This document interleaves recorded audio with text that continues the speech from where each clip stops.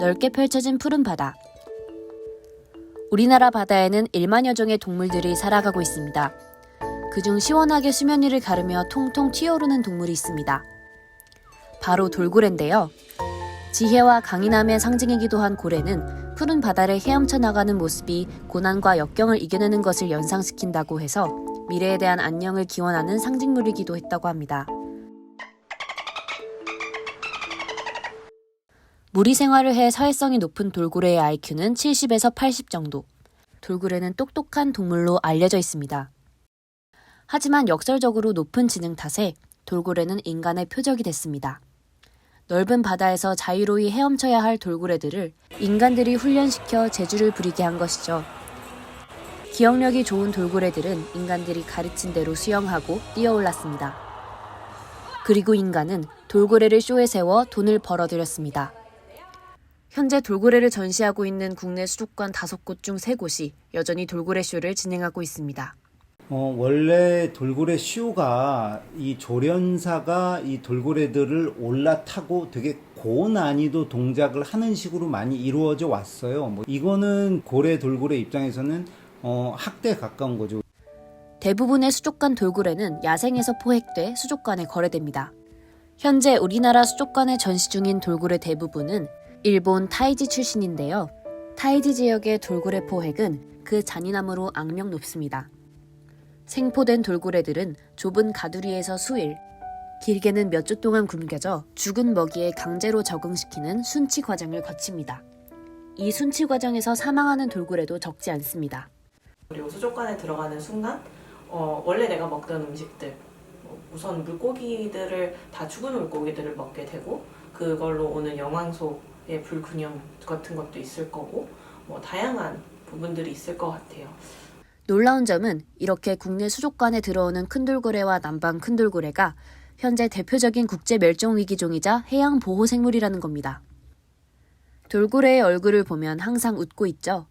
그 귀여운 미소를 보고 있자면 포획된 돌고래도 수족관에서 잘 돌보면서 임신, 출산 등 관리를 잘하고 있는 것이 아닌가? 라는 생각이 들기도 합니다. 실제로 일부 수족관에서 이와 같은 주장을 하기도 하고요. 그러나 돌고래들은 외관상 주둥이의 모양이 그렇게 생겨 인간의 눈에 웃는 것으로 보일 뿐 돌고래의 건강한 정신 상태를 보여주는 지표는 아니라고 합니다. 잘 관리하고 있다고 하는 건 무슨 근거로 그런 얘기하는지 전 정말 반문하고 싶은데요. 임신하고 분만하는 과정에서 죽는 새끼 돌고래들이 부지기수입니다. 저는 도저히 그 사람들이 잘하고 있다는 생각이 안 들어요.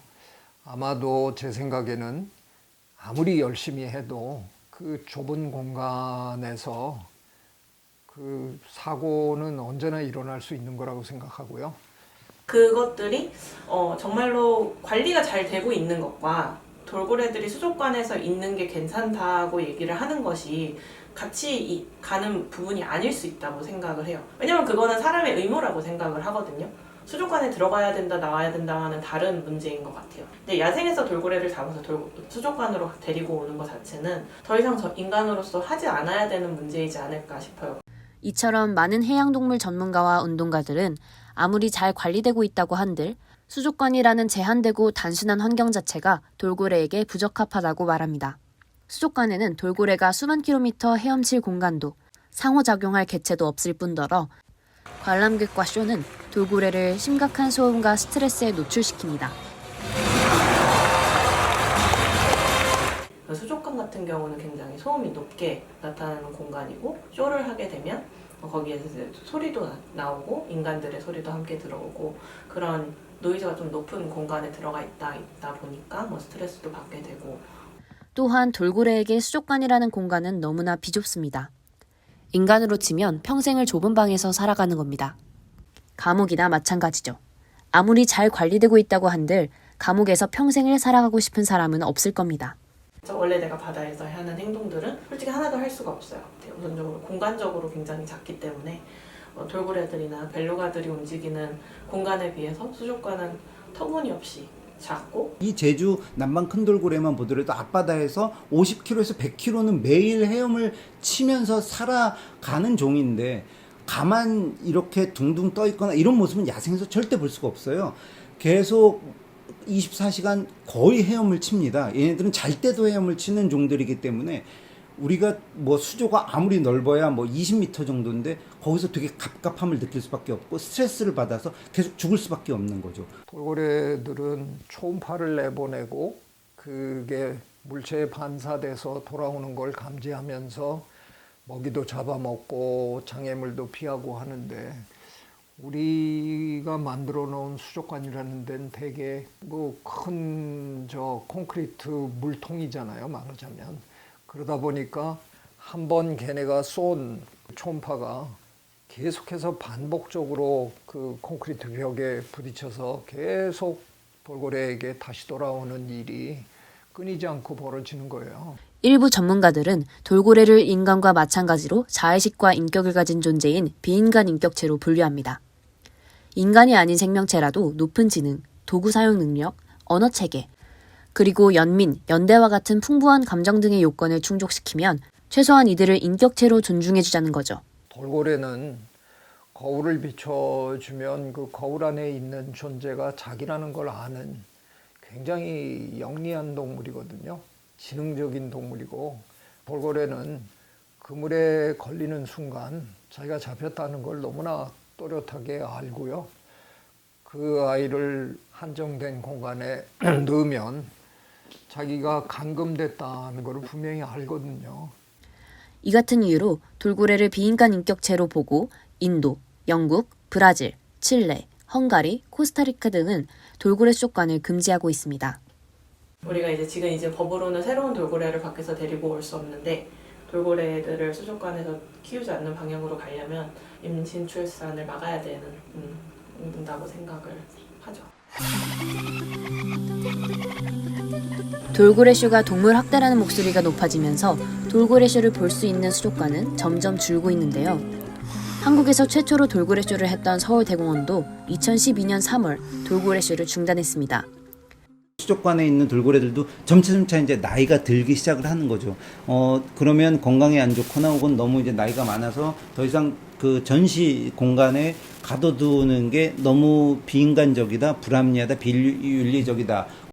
쇼가 점점 사라지면서 바다로 돌아가는 돌고래들이 생기고 있습니다. 하지만 우리에겐 여전히 해결해야 할 과제가 남아 있습니다. 바로 준비된 방생. 해양 전문가들은 2017년 방류된 금동이와 대포가 죽었을 것으로 추측하고 있습니다. 게다가 현재 수족관에 남아있는 돌고래 21마리 중 19마리가 해외 수입 돌고래인 상황. 다른 나라에서 온 돌고래를 방류하는 데에는 토종 돌고래를 방류할 때보다 더 세심한 관찰과 훈련이 필요하다고 말합니다. 어떤 그 인위적인 그 다른 무리에 새로 개체를 집어넣었을 때 얘가 잘 어울릴까 하면 그거에 대해서 우리가 100% 잘 어울린다라고 확신하기가 어려운 상황인 거죠. 생태학적으로 야생 바다에서 살려면 그룹이 필요해요. 혼자 살 수는 없어요.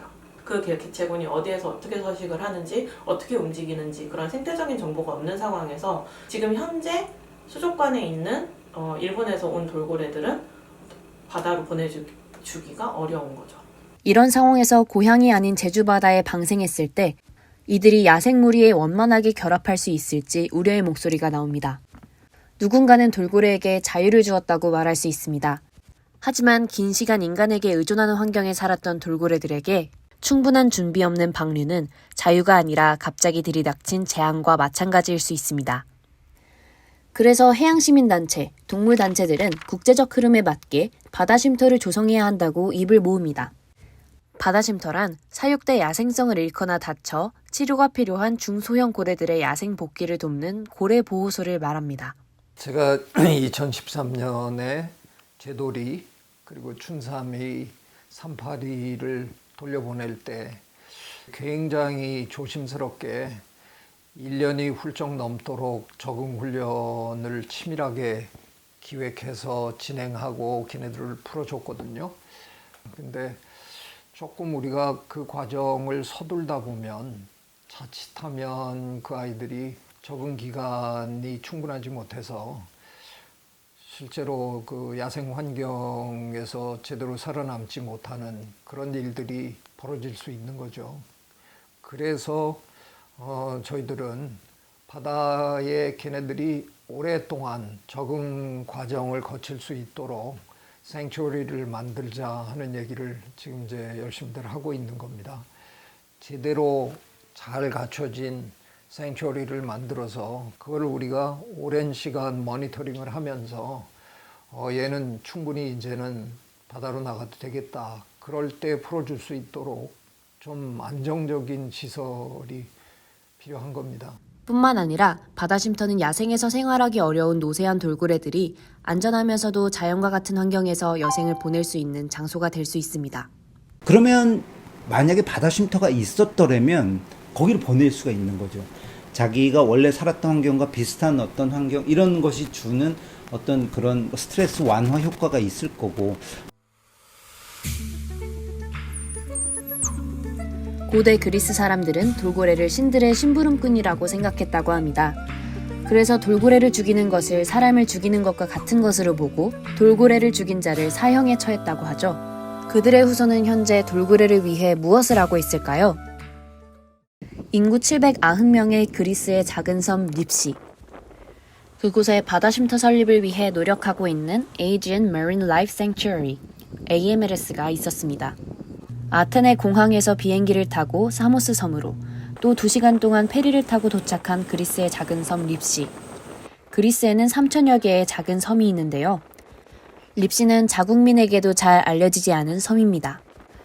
AMLS까지는 오프로드 자동차를 타고 울퉁불퉁한 산길을 지나야 합니다. 섬을 가로질러 도착한 AMLS에서 우리는 아나스타샤를 만났습니다. I am Anastasia Meliou and the Scientific Director of Archipelagos Institute of Marine Conservation here in Greece. So the Aegean Marine Life Sanctuary is a very ambitious endeavor which is aiming to solve at the same time many problems that we face in the seas, problems that are both local and global. Right now we are in the construction phase and we are completing the construction of the veterinary clinic and the rehabilitation facilities. And when completed, the Aegean Marine Life Sanctuary will be a rehabilitation center for injured or other animals needing care, dolphins, turtles and seals.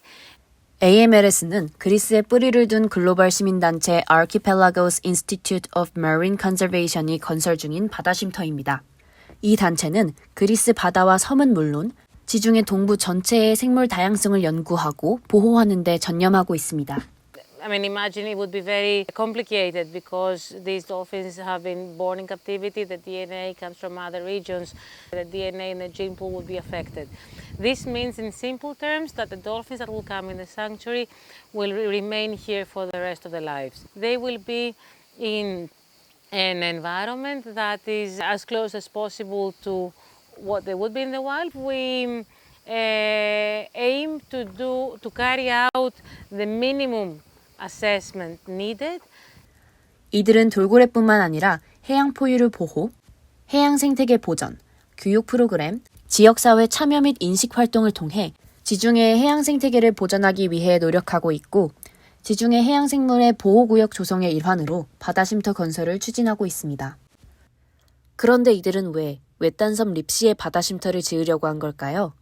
In order to select the right location, we had assessed a very large number of sites over 6 years. And one of the important criteria that led us to the selection of this location here in Lipsi was the water quality and the biodiversity and the geomorphology and the currents of this specific bay. It's a natural bay with good water circulation, good currents, no pollution, and this is what we're monitoring. And in order to ensure that not only it is good quality, but it's also being improved. In order to be able to carry out this very wide research and conservation work, Archipelagos has cooperation with experts from all over the world, from Europe, the US, New Zealand, Indonesia, people who have experience on care and rehabilitation, especially dolphins coming from captivity. AMLS는 해양동물이 살 수 있는 환경을 조성하기 위해 모니터링에 힘쓰고 있었습니다. 구체적으로 어떻게 연구를 진행하고 있는지 관련해 더 많은 이야기를 들어보았습니다. We have the Marine Mammal Research Team that for the last 20, 3 years is monitoring cetaceans acoustically and visually, so we can have a good census of the populations and the impact of the factors of threat. We were able to continue working in this remote area during COVID. It was incredible to monitor how marine life increased and was flourishing with the absence of human activity. 현재 인터뷰를 진행하고 있는 섬 립시에서는 돌고래를 이곳에 데려올 수 있는지 없는지에 대한 현장 환경 연구가 진행되고 있었습니다. 립시 외에 이들의 심층적인 연구 공간은 지중해 여러 섬들에 걸쳐 있었습니다. Archipelagos Institute has its main research base in Samos Island in Agios Konstantinos, where is the center of our operation. We just moved to new headquarters, where it's also we're trying to have a really sustainable operation in all aspects. Apart from that, we have stations in we have more stations in Samos Island, but also in other islands like Ikaria, that are Marathi, that are temporarily closed after COVID. They haven't opened yet, but they will be in the coming years. So for Archipelagos Institute, from the day it was founded, a very important principle has been to respect no greenwashing, meaning that we have to ensure that all the funding we receive is sustainable. Select carefully our donors and our donations, and we hope to identify more. And we believe that for such an important endeavor, addressing an international problem, the international community should put their hands together and be able to raise the resources. 그렇다면 AMLS에서는 실제로 어떤 활동을 하고 있을까? AMLS에서 일하는 인턴들의 일과를 관리 감독하는 마리아를 만났습니다. Hi, I'm Maria Calandrones. I am the Marine Ecology Supervisor and Lab Research Assistant. 마리아는 취재팀에게 AMLS의 시설을 소개해주겠다며 앞장섰습니다. Here we have, I can tell you about these ones. So these ones are plankton toes.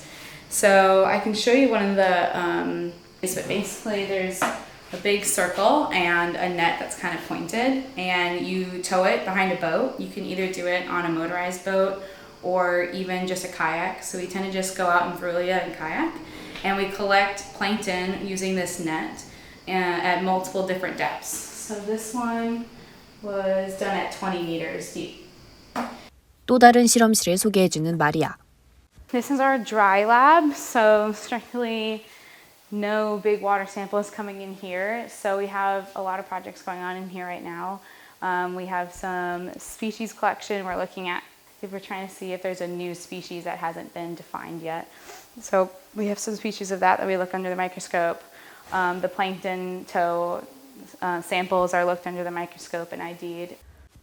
향후 돌고래와 같은 큰 동물들이 이 바다 쉼터에 잘 적응할 수 있을지 알기 위해서는 우선 미생물이나 작은 동물들이 이곳에 어떻게 자리를 잡는지 관찰해야 합니다. 이를 통해 자연과 최대한 비슷하게 생물 다양성이 높은 환경을 만들 수 있게 됩니다. And we also have a girl that's doing sediment collection, and she's looking at the invertebrates and how they take up space in the natural seagrass beds here and also the invasive ones. So we're trying to see if the invasive seagrass that comes into the Mediterranean, if they affect the species diversity and abundance in certain areas. AMLS 팀은 궁극적으로 이 만의 돌고래가 들어왔을 때 환경이 달라질 것을 고려해 생물 다양성을 중점적으로 연구를 진행하고 있었습니다. And once the sanctuary is up and running, this is going to be like the veterinary lab. So any kind of rehabilitation they'll need to do, any kind of blood samples they'll need to process will be in here. Over here is going to be a rehabilitation room. So we've got these giant pools that eventually will be filled with water, and they'll mainly be used for rehabilitation, not of dolphins, because these are too small. 지름 5m가 넘어 보이는 수조. 이곳은 향후 바다거북이나 새끼물개의 재활을 위해 사용될 계획이라고 합니다. 그렇다면 실제로 돌고래가 생활하게 될 만은 어떨까? 마리아는 취재팀에게 바다 쉼터가 될 만을 소개해 주었습니다. So this is called Verulia. It's the bay that we're going to put the sanctuary in. And it's a really nice setup because it's kind of like a long inlet. So it'll be easy to close up the entrance and keep the dolphins in. But it's a very large area, especially in comparison to a lot of dolphinarium. The other great thing we can do here is night surveys. So it's really convenient since we have the sanctuary as a little home base nearby to look at the biodiversity of species that hang out, not just in daytime but nighttime, because marine species that come out in the open are very different in the day versus night. You can see a totally different spectrum of species. Octopus come out of their hiding holes and will be out in the middle of the water column. You can see a lot of microfauna as well in the water column, like a lot of plankton and small worms are swimming. So that was something we were doing this week too, and it was really interesting to see how different the bay is, because we've swam here so much during the day. When we got in at night, it looked like a totally different place, so that was cool. 만 한가운데 둥둥 떠있는 나무 판자 위로 조심히 올라섰습니다. 이곳에서는 육지에서 심은 해초들을 인턴들이 직접 잠수해 심는 일을 한다는데요. Posidonia oceanica seeds that we collected in November, we were keeping stored here in Sanctuary, and it was a 6-month-long process of growing them, measuring them every week, and seeing how they grew, and kind of testing how we can store seeds for future replanting purposes. Yeah, it's just good for rebuilding up the ecosystem after it's been torn apart. 오전에 북서풍이 일으킨 물살로 만 안에 꽤 많은 양의 해초들이 들어왔습니다. So these are our Posidonia fragments that we found about 50 in just 30 minutes here in our bay. Then they blew in with the northwest winds. Each of these are what's called a rhizome, using these rhizomes to age how old the seagrass is. So this is what we've been collecting. And then we put them in our sediment bags and sew them up. And then we'll put them back in the bay here to replant them. 인턴들은 만으로 들어온 해초를 모아 물이 담긴 바구니에 임시로 보관합니다. Of snorkelers are going to go out and look for the fragments in Verulia. And then I have one shore support on the pontoon that will be grabbing the fragments from them, counting how many we have, and then making sure they're nicely put into some bins full of seawater. And then I have 2 teams down here that are taking the bags that we filled with sediment and then filling them with the fragments that we collect. And once they're totally filled with seagrass, then we bring them over to the pontoon and place them in the water. And then on a later date, we'll move them to a more appropriate, deeper, and less swam around part of the bay. And we also will be making artificial reefs. And I can show you what one kind of looks like. So basically we take this fencing and we make it into these cubes, and then we can fill them up with rocks or different brick formations. And both of those make a system where there's holes where small fish can swim in and find shelter, and it just brings a bit more fish into the bay because they think there's more safety. There's this cool concept of ecology of fear, where if there's a place for shelter for fish, they will come congregate into it, and then you're bringing in the nutrients that they produce through their waste, and you're also having something that eats the smaller fish, and the smaller fish eat algae, and it kind of keeps balance on the whole ecosystem. 이들은 Ecology of Fear의 개념을 이용해 플라스틱 사용 없이 해양 동물을 유인하는 방식으로 생태를 조성하고 있었습니다. So we stored our bags filled with sediment in the water because the microfauna that lives inside the sediment and a lot of the nutrients in the sediment are really important for the seagrass to grow. So we've been storing them in the water during our lunchtime, and now they're pulling it out. And then we'll cut small holes for the fragments to go in and then sew them up so they're nice and tight and they're snug and they stay in place. And then to make sure the seagrass stays nice and moist and healthy, we keep it into a bucket of seawater over here as well. And we'll pour water on the seagrass as we're planting to make sure they don't dry out. Archipelagos Institute of Marine Conservation은 1990년대 중반 한 그리스 선원이 해양 환경에 많은 문제들이 있지만 해결책은 없다는 것을 깨달으며 설립되었습니다. 이 기관이 항상 강조하는 점은 행동으로 나서며 문제를 해결하는 것이라고 하는데요. The bigger aim for the coming years is to be able to house in the Aegean Maritime Sanctuary formerly captive dolphins that are coming out of captivity from Dolphinaria. 그렇다면 한국에선 바다 쉼터를 만들기 위해 어떤 움직임이 나타나고 있을까? 서귀포시 대정읍. 일반인들도 돌고래를 쉽게 관측할 수 있는 국내 돌고래 스팟 중 하나인데요. 취재팀은 12년째 국내 바다 쉼터 설립을 위해 행동하고 있는 핫핑크 돌핀스를 찾았습니다. 핫핑크 돌핀스는 2011년 한국에서 최초로 수족관 돌고래 해방운동을 펼친 단체입니다. 2013년 제돌이 야생 방류를 시작으로 지금까지 모두 8마리의 수족관 남방 큰 돌고래들을 고향 제주바다로 돌려보냈습니다. 방류된 돌고래들이 잘 지내는지 가까이에서 지켜보기 위해 서귀포시 대정읍 신도리에 제주 돌핀센터를 세우고 해양생태계 보전 운동을 펼치고 있습니다. 바다에 기대어서 살아가는 많은 생명들이 고통에 참 비명을 내지르고 있는데 그런 것을 좀 귀담아 듣자. 특히 고래와 돌고래들이 그 바다의 현재 상황을 우리에게 알려준다라고 생각해서 주로 고래와 돌고래들이 어떤 상황에 처해 있나를 통해서 우리 바다가 처해 있는 상황을 살펴보고 그 대안을 함께 모색하는 이런 활동을 하고 있습니다. 2024년도 정부 예산안 편성 과정에서 바다쉼터 연구 용역 예산이 전액 삭감됐음이 알려졌습니다. 벌써 3번째 있는 일인데 누가 어떤 이유나 근거로 고래 바다쉼터 예산을 3년째 전액 삭감하는지는 아무도 알 수 없었습니다. 이로 인해 국내 바다쉼터 건설은 몇 년째 난항을 겪고 있으며 수족관 고래들이 금동이, 대포와 같은 수순을 밟을 수도 있게 됐습니다. 저희가 추산하기로는 한 100억 원 정도가 필요한데 이것을 저희 모금으로만 할 수 없지 않습니까?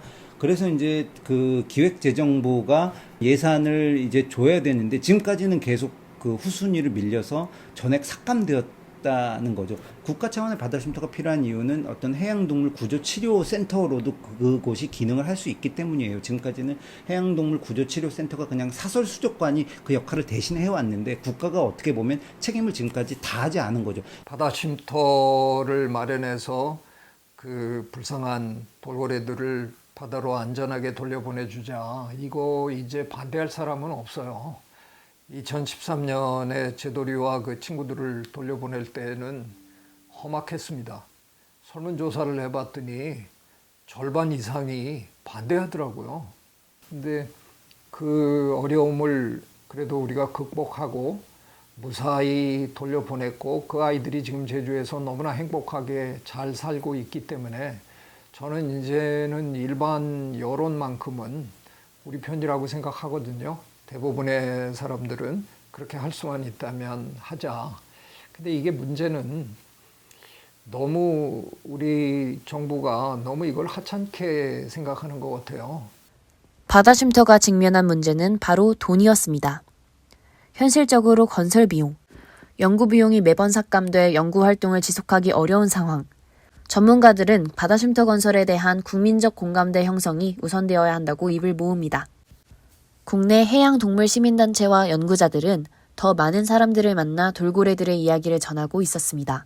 그 수족관 돌고래들 계속 죽는 것들이 되게 이제 비윤리적이기 때문에 바다쉼터 조성이 이제 필요한 사업이라는데 해양수산부는 좀 이제 어느 정도 생각을 갖게 된 거죠. 그 예산을 타내서 이제 본격적으로 추진을 하는 게 중요한데 정부 관계자들이 이런 부분의 필요성을 예전보다는 더 느껴서 이제 추진이 좀 더 가까워진 상황입니다.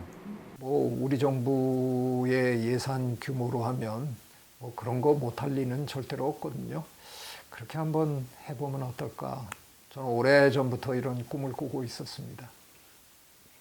2013년 국내 동물보호단체, 연구진, 사육사, 그리고 의료진들은 제도리를 바다로 돌려보냈습니다.